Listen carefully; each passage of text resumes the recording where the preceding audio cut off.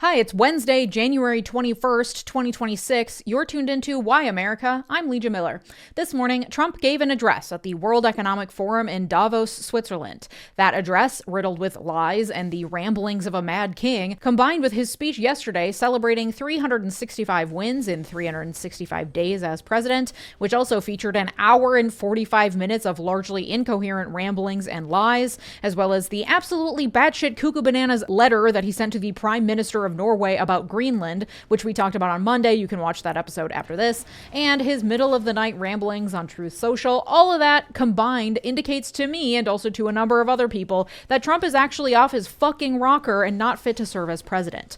Today, we're discussing the latest evidence of our president's mental decline, as well as what actual mechanisms exist for getting him off the throne. First, to Davos, Switzerland today, where the World Economic Forum is underway, and Trump gave a headlining speech that meandered for over an hour, oftentimes calling out and mocking some of our closest allies, including France and the UK. He touted the economic miracle that he has brought to the US, ridiculed Europe for focusing on renewable energy, saying that wind turbines are only for stupid people, mocked French President Emmanuel Macron for allegedly begging Trump to back down on tariffs, as well as his threats related to lowering pharmaceutical costs in the US, something the French president denies doing. He claimed that, quote, Canada lives because of the United States, and also he promised that he wouldn't resort to using force in order to take back Greenland, claiming we actually owned it during World War II and made the stupid decision back then to give it back to Denmark after we assisted with its defense when Denmark was invaded by Hitler. Afterwards, he took a couple questions and sat for an interview with Borgi Brendi, I don't know how to pronounce that name, president and CEO of the World Economic Forum. And throughout his speech and interview, the audience laughed jovially along with him, and Brendi treated Trump as though the shit he just spouted was like a normal thing for the most powerful man in the world to do, kowtowing to his ego in the same way his cabinet does. And this is just a small indication to you of what the World Economic Forum in Davos is all about. Starting in the 1970s, the World Economic Forum has hosted this event in the ski village of Davos, Switzerland, every year to bring global businesses together. It's grown to encompass a wide range of issues every year and brings together not only major businesses, but also heads of state and financial bodies to discuss global issues. A piece by the New York Times titled AI, Big Tech, and Trump Shine Most Brightly at the Davos Spectacle sums up well how the vibes have shifted at the conference this year, indicating that the world leaders and its largest businesses are embracing the new Trumpian world order, where past years saw numerous panels and popular discussions about DEI, corporate social responsibility, and sustainability in the face of global climate change. This year, they have entirely dropped the pretense that big business gives two shits about regular people or the earth. Instead, the conference is dominated by the world's largest AI tech companies. As the New York Times article put it, quote, the high-minded panel discussions about climate change, caring for refugees, and the future of healthcare were there to be heard in lesser venues, but the action was dominated by technology giants and their euphoria over the lucrative potential of the moment. The article ends by explicitly tying Trump's ethos to the new behavior of big businesses across the globe. Quote, most of these CEOs are focused on nurturing values for their shareholders, said Mr. Newman, the Futurum Group chief executive. They have grown bullish that he'll move policy, cut through the red tape. The tech executives he works with once talked about diversity, equity, and inclusion, along with climate sustainability. Not anymore. They have adopted the guise of the American president. Part of being a great CEO is being a chameleon, Mr. Newman explained. Trump is the most influential voice in the world right now. These CEOs are pleased to be in an environment that's largely right for business. So just in case you forgot that big businesses don't give a fuck about you, please remember that the second Trump made it okay to drop the charade, places like Target and elsewhere dropped DEI and other corporate social responsibility buzzwords and embraced no longer having to lie through their teeth about it to us. Even with the unrest Trump's tariffs and geopolitical missteps have caused, from the falling value of the dollar to increased expenses for businesses because of tariffs, corporate giants are fucking thrilled he's in power and will continue cozying up to him however they can. But that's big business. We kind of already knew that they don't give a shit about us. Governments and heads of state around the world have the opportunity to take a different approach, and there was at least one voice yesterday at Davos that attempted to do just that. You've probably never heard of most data broker sites, but they've definitely heard of you. Their entire business isn't just floating. Pretty much Google any anyone who collect your spammers want it. What really gets me is that these guys are pretty much printing them to at least get our consent before each sale, but nope, they're just making billions without even trying to keep scammers away from our data. And look, I get it. We all make compromises. I was on Instagram and TikTok for years knowing that they were harvesting my data in exchange for entertainment.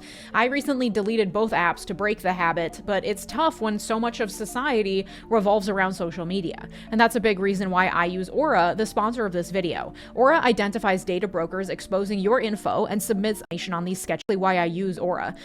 They're going to let me know fast if $5 million in /Leeja to track information and start submitting opt-out requests on your behalf. Thanks to Aura for partnering with me on today's video. Yesterday, Mark Carney, the Prime Minister of Canada, gave a speech that presented truly a different vision of what the world might do in the face of Trump's growing strongman tyranny. He didn't mention Trump by name, not even once, but the message was clear. And after watching Trump's speeches today and yesterday, let me just say it was incredibly jarring to watch Carney's speech, because I've forgotten what proper diplomacy looks like and how a functioning head of state is supposed to speak. I think we've truly all lost touch with what we're supposed to expect from a head of state after a decade of Trump normalizing whatever the fuck bumbling bullshit he does whenever he's in front of a camera. And even Biden, whose speeches were barely coherent and painful to watch.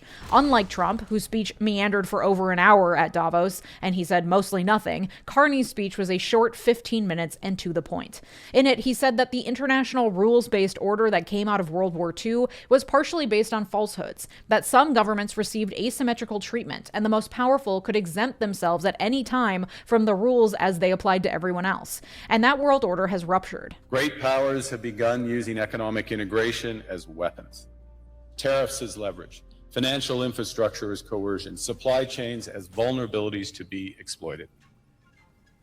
You cannot live within the lie of mutual benefit through integration when integration becomes the source of your subordination. He said that while it is understandable for countries to see this instability and try to build up their own reserves and build higher walls through tariffs and other measures, that a different world order is possible, led by what he calls middle powers, countries like Canada. He highlights the new alliances Canada is forming, ones that exclude the United States. He calls for what's known as variable geometry, something Dr. Heather Cox Richardson described in her live stream last night as akin to how the EU functions, where states that care about issues can work together on those issues, and coalitions can form and change depending on the issues each state cares about. So it's less about one major superpower imposing its will or a binary of democracy versus communism, and more about figuring out how countries with varying values and goals can work peacefully together. This is not naive multilateralism. What it's doing is creating a dense web of connections across trade, investment, culture, on which we can draw for future challenges and opportunities. The middle powers must act together because if we're not at the table, we're on the menu. Basically, Carney is proposing a world order in which the United States is pretty much cut out, and where strength comes from strategic alliances that don't include us at all. But when we only negotiate bilaterally with a hegemon, we negotiate from weakness. We accept what's offered. We compete with each other to be the most accommodating. This is not sovereignty. It's the performance of sovereignty while accepting subordination. In a world of great power rivalry, the countries in between have a choice: compete with each other for favor, or to combine to create a third path with impact. We shouldn't allow the rise of hard power to blind us to the fact that the power of legitimacy, integrity, and rules will remain strong if we choose to wield them together. The powerful have their power, but we have something too. The capacity to stop pretending, to name reality, to build our strength at home, and to act together. That is Canada's path.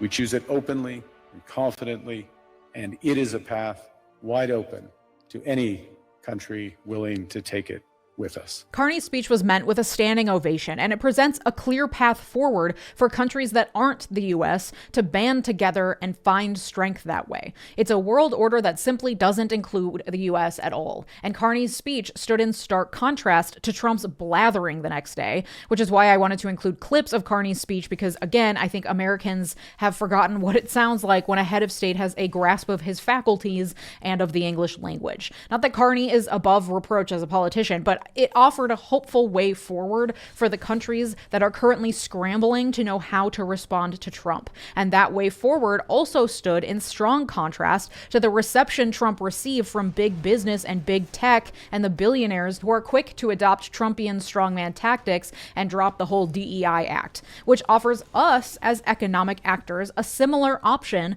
to Carney's proposition of a new world order. On the one hand, Trumpian rhetoric has opened Pandora's box, wherein big business and big tech has no reason not to monopolize as much as possible while degrading the quality of products and services they offer and collecting all of our data and decimating the earth in the process.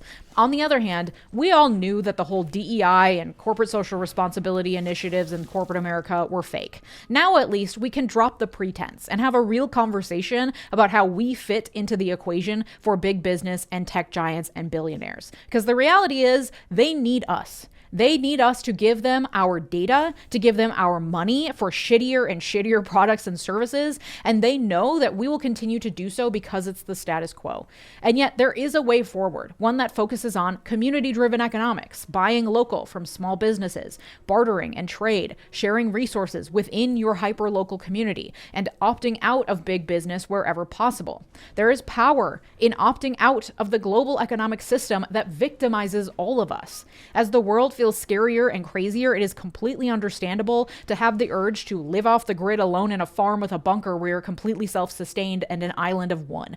But the reality is that we are truly stronger and better together. You are at a disadvantage when you build up walls and isolate, as opposed to connecting with your community where there are members that have skills and resources that you do not. And maybe it's a lefty pipe dream, but in Carney's speech, I also saw a glimmer of an economic order where we cut out big business, where we band together to create community and opt out of giving them our money and our data. And that includes AI. Those AI models have already been trained on pretty much all the data that exists in the world. Future models need us to continue to engage with them and give them our data in order to improve. And we don't have to give it to them. We don't have to give Amazon our money in order to get lightning fast shipping. Given the current monopolization of our economy in this country, it's nearly impossible to completely opt out of all big business, but there is a world where we band together to figure out how to opt out as much as possible. That's why things like this Friday's economic blackout here in Minnesota to protest ICE are so important. Not because a single day of economic boycotting is going to change the world,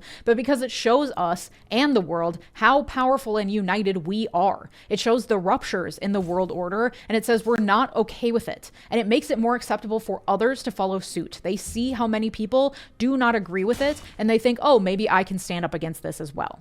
So even though the United States would likely be hurt in a world order that Carney suggests, where we're pretty much cut out of treaties and agreements and economic alliances and more, it's an exciting prospect that there could be a world where one imperial monopolistic monolith can't just throw its weight around at the expense of everyone else. Meanwhile, we're stuck with this absolute fucking dunce of a president. Yesterday, ahead of his trip to Switzerland, Trump gave a speech celebrating 365 wins in 365 days, where he touted such infamous lies as gas is $1.99. No, it's not. He's going to slash drug prices by 600%. You literally can't do that because math exists. If you've ever clipped a coupon, you know that 100% off means something is free. You cannot make something 600% off. He solved 8 wars. No, he didn't. He inherited the worst inflation in history, and now there is no inflation. He inherited 3% inflation from Biden, and now it is 2.7%. And on and on. And this was after he spent the first half hour doing show and tell with pictures of alleged criminals that had been arrested in ICE operations here in Minnesota. The stark contrast of his performance with other heads of state, his incoherent ramblings, his clear statement to the Prime Minister of Norway that he wants Greenland because he didn't win a Nobel Peace Prize, his endless ramblings on social media, etc. It all adds up to the fact that this man is unfit to be president, period. He cannot fulfill his duties in office. He is incapable of fully appreciating the consequences of his actions as the leader of the formerly most powerful country on earth.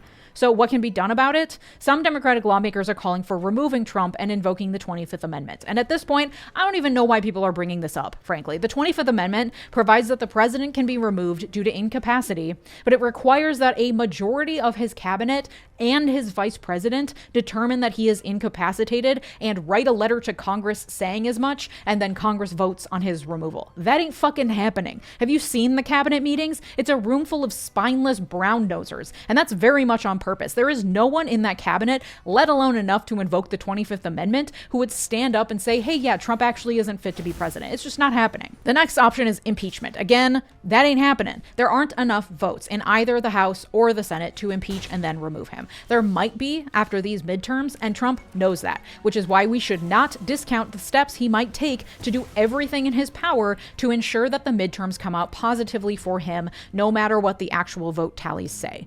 Impeachment is available if a president commits treason, bribery, or other high crimes and misdemeanors, which has been interpreted to include actions that make it clear that he is unfit to perform his duties or does not possess the moral character to do so. You can't throw a rock without hitting an impeachable offense committed during this first year. The actions are there. The evidence is there. It is just the political will in Congress that is not there. It's just not going to happen. And then finally, there's resignation. Dr. Heather Cox Richardson mentioned this as well in her live stream last night. I'm just acknowledging that I'm not stealing her ideas, but her videos always give me so much to think about. She spoke about Nixon and how he was removed from office not through an official process, but instead because he was convinced to resign by his cabinet and influential members of Congress. On top of that, his cabinet was falling left and right under the weight of the Watergate scandal, and the level of resignations created weaknesses that made it clear that the walls were closing in on him as well. Again, that simply is not going to happen under the current realities in this country. Even if we finally get all the Epstein files and it's really clear that Trump engaged in such heinous acts that no one could pretend he had the moral character that made him fit for office, some clear-cut smoking gun akin to the Nixon tapes, it still wouldn't be enough. In 1974, when Nixon resigned, he was a Republican president and Congress was controlled by Democrats. Currently, Congress is controlled by sycophantic Republicans that have proven completely unwilling and incapable of standing up to Trump. Ditto for his cabinet. Despite calls for Kristi Noem to be impeached and removed, the likelihood of that happening is again pretty much nil, and there are too many people around the president and in Congress that are protecting him, apologizing for him, and willing to go along with anything he says no matter what. There is no scenario where anyone would be able to convince him to resign. Unless, again, Democrats take back control of Congress, which Trump knows, which is why I am increasingly convinced that the midterm elections will not be free or fair, and their outcome will not be honored by this administration or the Republicans who control Congress. Mike Johnson gave us a preview when he refused to swear in Adelita Grijalva of Arizona for months. I cannot predict how things will unfold, but there is no way, with Trump's current abysmal approval ratings and the dislike many Americans feel for his Greenland ambitions, no one wants that, and for the lack of disclosure of the Epstein files, everyone is pissed about that. There is no way Republicans are going into the midterms feeling confident. And so they're going to have to resort to illegal tactics to maintain control, and I think they will do just that. So no, Trump isn't going anywhere until he finally succumbs to the cold grip of death. In the meantime, as I say in every episode, we have to cling to the hope of a new world order. There is not much that we can do on a global scale akin to Carney's vision of a variable geometry future, but we have so much agency over our hyper-local community. Minnesota is proving just that, whether it's participating in protests or donating money or dropping food off for neighbors who can't leave their house or trading skills and services or exchanging items on your local Buy Nothing Facebook group, or starting a little free library or pantry in your front yard, or organizing a free store for your community, or even just deleting social media and canceling your Amazon Prime subscription. There are ways, big and small, that we can push for a society that has opted out of the current economic order, seeing big business for what it is, a bully that will take everything it can from us and the earth exclusively to our detriment. Day in and day out, we have to continue to hold on to that hope and that vision despite all the horrors. If you'd like to support my work heading into a brand new year of horrors, consider joining here on YouTube by clicking the big join button below or supporting me over on Patreon, patreon.com/Leeja Miller, where you get access to all these episodes completely ad-free. Thank you to my multi-platinum patrons, Christopher Cohen,